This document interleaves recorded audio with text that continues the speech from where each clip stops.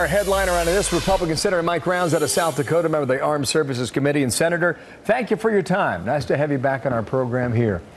Appreciate the opportunity. I think we can all agree the president broke down walls when it came to North Korea. I don't know what happens next, but based on what you're hearing and what came of the summit here, it could be significant.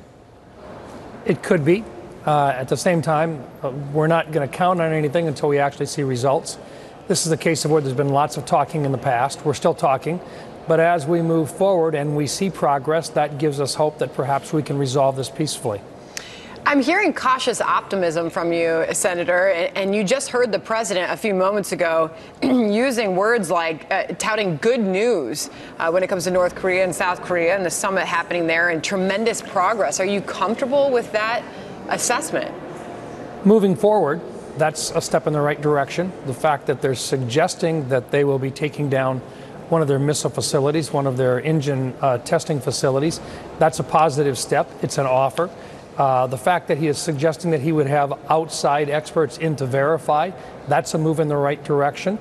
And remember, the fact that we actually had a number of our fallen heroes being returned, that was a substantive result of what the president's been able to accomplish with North Korea. We're moving in the right direction, but we want to see things solid. We want to see the real results before we start claiming success. At this point, it's a lot better off than it was before the president started trying to negotiate with North Korea. Yeah, you talk with a very cautious tone. I think we can all agree as to why. I wonder if North and South Korea found the two leaders who could actually move a process forward. If they're going to submit a bid for the Olympics in 2032, create a rail and road link between the North and South, stop military drills aimed at each other along the military demarcation line, remove security guards from the post between North and South Korea. No one on that Korean peninsula has ever talked like that before. Well, that and the fact that they've actually indicated that they want to have a formal end to the Korean War. That is a positive step as well. So things are moving in the right direction, but these can be derailed just as quickly as they can start to move forward. This is not going to happen overnight, but as long as we're talking, that's better than being at war. Yeah.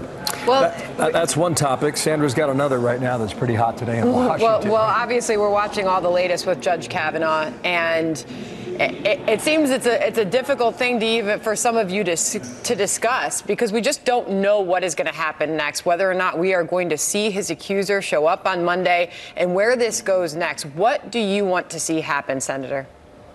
We want a process that the American people feel comfortable with, and one that members of the United States Senate feel comfortable with as well.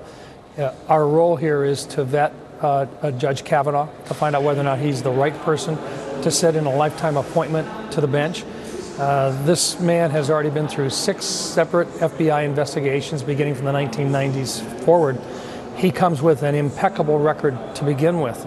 He has now been accused of inappropriate activity when he was a teenager.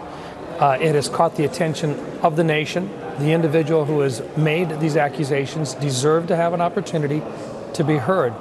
I think Chairman Grassley has done an excellent job of trying to reach out under some very unique circumstances in which the Democrats on this committee apparently had knowledge of these accusations for 6 weeks before they gave them to the rest of the committee. And that's only after it was found out through news reports that these actually existed.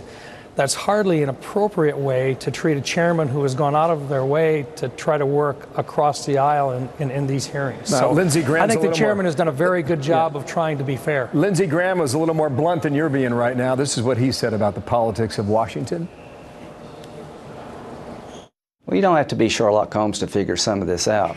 The Democrats knew about this for weeks. July, they never raised it in a timely fashion. They sat on it. They never confronted Judge Kavanaugh. So that says a lot about their tactics. They're the people that want to sink Kavanaugh and get Trump. So you don't have to be that sharp to figure out there's something going on here. She'll have her day Monday if she chooses to come. Do you think she's going to show up?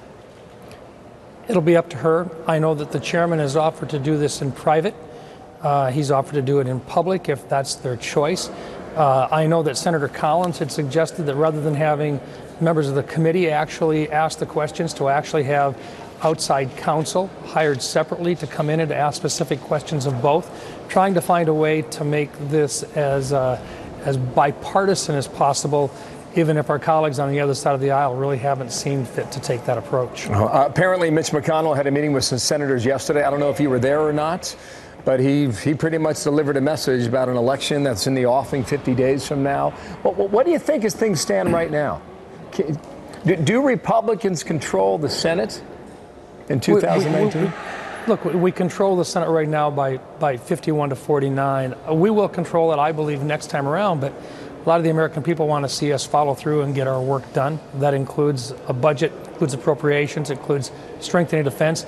It also includes honoring our commitment to actually bring in qualified judges on both the federal bench as well as into the United States Supreme Court when the opportunity arises. But you would agree that people vote on the issue of the Supreme Court?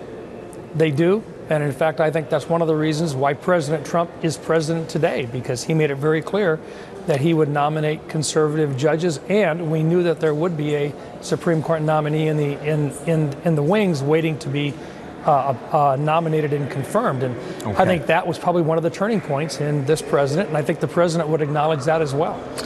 Senator, thank you for your time. Senator, thank you. Mike Rounds from South Dakota. You got a really good election north of your border in North Dakota. We're going to watch that.